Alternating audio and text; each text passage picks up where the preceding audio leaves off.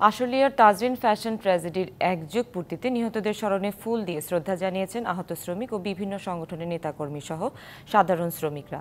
সকালে তাজরিনের মূল ফটকের তালা ভেঙে ভেতরে প্রবেশ করেন আহত শ্রমিকরা। পরে নিহতদের স্মরণে শ্রদ্ধা নিবেদন করেন তারা। পর্যাপ্ত ক্ষতিপূরণ আর পুনর্বাসনের দাবিতে প্রতি বছর এই দিনে তাজরিনের পোড়া ভবনের সামনে এসে নিহতদের স্মরণ করে বিভিন্ন শ্রমিক সংগঠন সহ স্থানীয় শ্রমিকরা। এদিকে সুচিকিৎসার অভাবে আহত শ্রমিকদের অনেকেই পঙ্গুত্ব বরণ করেছেন, আবার অনেকেই কর্মক্ষমতা হারিয়ে মানবেতর জীবনযাপন করছেন। তারা জানান, আহত ও নিহতদের পরিবারকে এখনও ক্ষতিপূরণ দেওয়া হয়নি।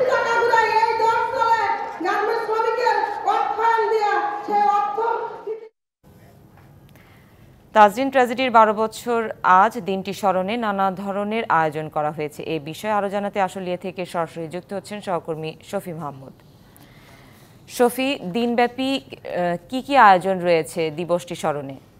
প্রতি বছরই কিন্তু এই তাজরিন ট্র্যাজেডি এই দিবসটিকে সামনে রেখে এই ভবনটির সামনে আশুলিয়া নিশ্চিন্তপুরে তাজরিন ফ্যাশনের যে পড়ে যাওয়া ভবনটি, এই ভবনটির সামনে আমরা দেখতে পাই যে নিহত শ্রমিকদের স্বজন, আহত শ্রমিকরা এবং বিভিন্ন শ্রমিক সংগঠনের নেতাকর্মীরা এখানে উপস্থিত হন।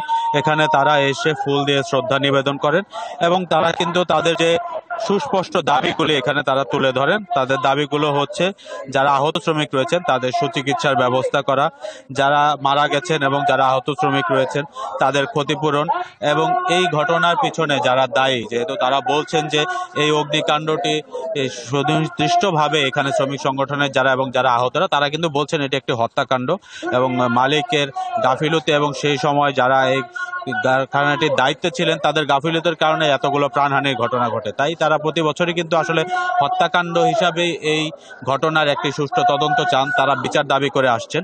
ইতিমধ্যে 12টি বছর পার হলেও কিন্তু তাদের এই চাহিদাগুলো, এই দাবিগুলো পূরণ হয়নি।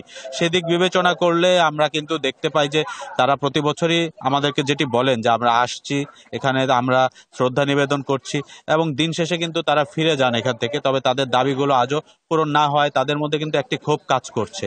তো সব মিলিয়ে এই প্রতি বছর এই দিনটিতে তারা এখানে আসেন, ফুল দিয়ে শ্রদ্ধা নিবেদন করেন, তাদের দাবি দাওয়াগুলোর জন্য তারা এখানে আওয়াজ তোলেন এবং বিভিন্ন স্লোগানে তারা এই অঞ্চলটিকে মুখরিত করে রাখেন।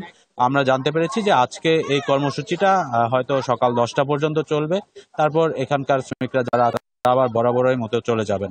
তবে তাদের এই যে বিচারের দাবি সেটি কিন্তু আজ পর্যন্ত পূরণ হয়নি এবং কবে পূরণ হবে সেই প্রশ্নটি কিন্তু আসলে রয়েই যাচ্ছে। সুনন্দা। শফি, ধন্যবাদ আপনাকে।